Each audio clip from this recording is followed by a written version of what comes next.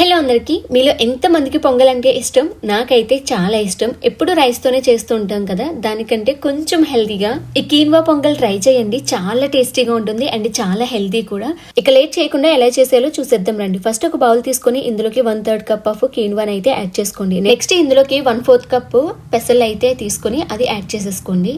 So ఈ రెండిట్లు add చేసుకున్న తర్వాత ఇందులోకి వాటర్ యాడ్ చేసి దీన్ని ఒక 4 అవర్స్ లేదా 5 అవర్స్ అయితే సోక్ చేసి పక్కన పెట్టేయండి. సోక్ చేసే ముందు ఒక 2 టైమ్స్ అయితే ఖచ్చితంగా వాష్ చేసుకోవాలి, లేకపోతే ఆ కీన్వా కొంచెం బిటర్ టేస్ట్ అయితే అనిపిస్తుంది అనమాట. నెక్స్ట్ కుక్కర్ తీసుకుని ఇందులో మనం నానబెట్టుకున్న కీన్వా పెసరపప్పు అయితే యాడ్ చేసేసుకుని 2 కప్స్ వరకు అయితే వాటర్ యాడ్ చేసుకోవాలి. దీని తర్వాత ఇందులోకి సరిపోయేలాగా సాల్ట్ అయితే యాడ్ చేసుకోండి. ఇక్కడ నేను 1 టేబుల్ స్పూన్ సాల్ట్ అయితే యాడ్ చేస్తున్నాను. నెక్స్ట్ కొంచెం పసుపు అయితే యాడ్ చేసుకోవాలి.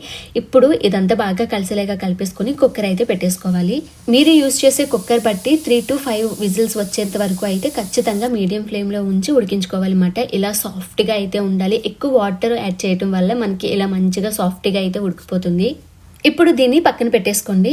దీని తర్వాత మనము పొంగల్కి తాలింపు అయితే వేయాలి. తాలింపు కోసం ఇలా ఒక గిన్నె అయితే తీసుకొని ఇప్పుడు దీన్ని మీడియం ఫ్లేమ్ లో అయితే పెట్టుకోండి. సో ఇప్పుడు ఇందులోకి చాలా టేస్టీగా ఉండేది గీ మాట. గీ ఎంత యాడ్ చేస్తే అంత బాగుంటుంది. సో గీ యాడ్ చేసుకున్న తర్వాత ఇలా చిన్నగా చాప్ చేసుకున్న జింజర్ అయితే యాడ్ చేసేసుకోండి. నెక్స్ట్ చిల్లీస్ అయితే యాడ్ చేసుకోండి. కారం అయితే ఉండాలి కదా ఖచ్చితంగా. మీకు ఇంకా కారం కావాలనుకుంటే ఎక్స్ట్రాగా కూడా యాడ్ చేసుకోవచ్చు. నెక్స్ట్ కొంచెం కర్రీ లీవ్స్ అవి యాడ్ చేసేసుకొని దీన్ని ఒక 1 minute వరకు ఫ్రై చేయండి.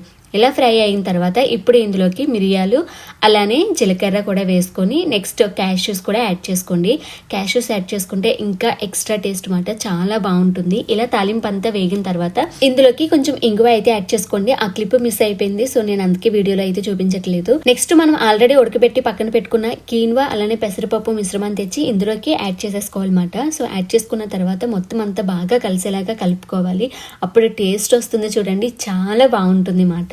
ఇంతే అండి, చూసారు కదా, చాలా ఈజీగా ఈ పొంగల్ అయితే చేసేసుకోవచ్చు తక్కువ టైంలోనే. మీరు ఈ రెసిపీ ట్రై చేసిన తర్వాత మీకెంత బాగా కుదిరిందో కమెంట్ చేయడం మాత్రం మర్చిపోవద్దు. ఈ కీన్వాలో మనకి ఫైబర్ ఎక్కువగా ఉంటుంది, పెసరపప్పులో ప్రోటీన్ ఎక్కువగా ఉంటుంది అన్నమాట. సో ఇందులో మనం గీని కూడా యాడ్ చేసుకుంటాము. గీలో మనకి హెల్తీ ఫ్యాట్ ఉంటుంది కాబట్టి మనకి హెల్త్ కి చాలా మంచిది మాట.